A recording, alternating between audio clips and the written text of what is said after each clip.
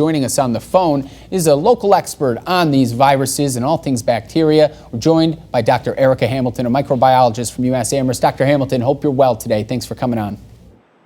I am well today. Thank you for having me. It is our pleasure here. Now, the first question goes like this. The state of New Jersey is rolling out saliva-based testing for COVID-19. Why could this actually be an important move? What can you say about that?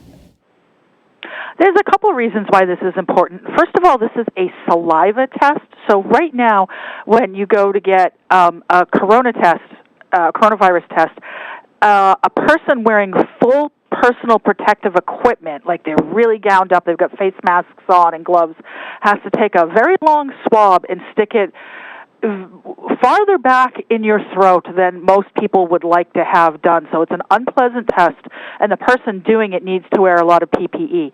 With a saliva test, all these people are doing is spitting into a tube. The tube is marked. It's sent to a lab, and in 1 and 2 days, they will know if they actually are carrying COVID-19.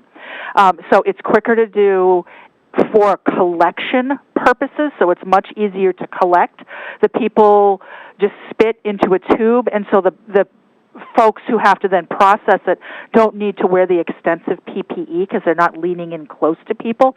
And you'll be able to process a lot more because the test is easier. And as we find out how many asymptomatic people there are out there, we'll have a better handle on how far this disease has spread. All right, yeah. So, I mean, it's much less painful than when it comes to that. Very interesting and something hopefully we can monitor here throughout. All right, so the next question goes, once a vaccine is created, will it be needed annually, kind of like we've seen with the flu shot, or does this sort of thing hopefully last longer?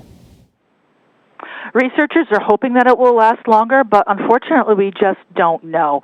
Normally, it can take 5 to even sometimes 10 years to design a vaccine, and they're trying to get ones done in as fast as 12 to 18 months.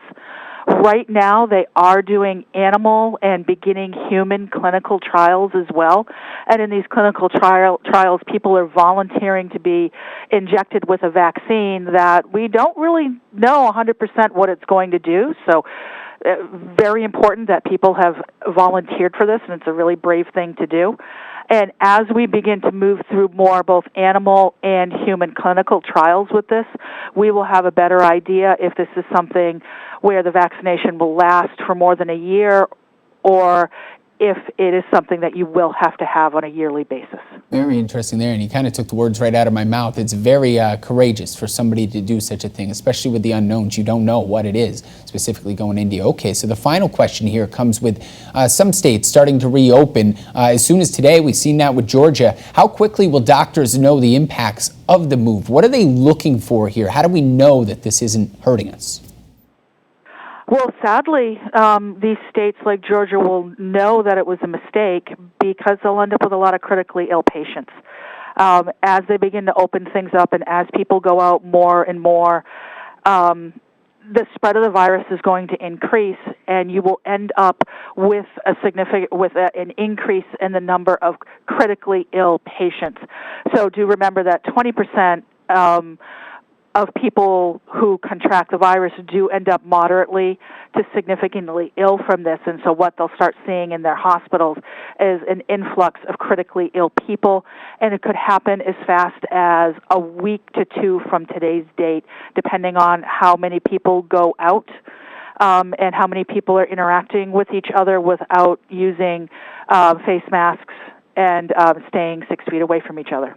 Yeah, some of these non-essential businesses, it's impossible to not get so super close to each other. So it's something we'll all monitor here. Dr. Erika Hamilton, thank you very much for joining us today. We're going to have more of her insight here throughout the coming days. So tune in, folks. Each weekday at 12:30, you'll hear from Dr. Erika Hamilton and other experts within this world of ours that we're living in as we try to get through this global pandemic.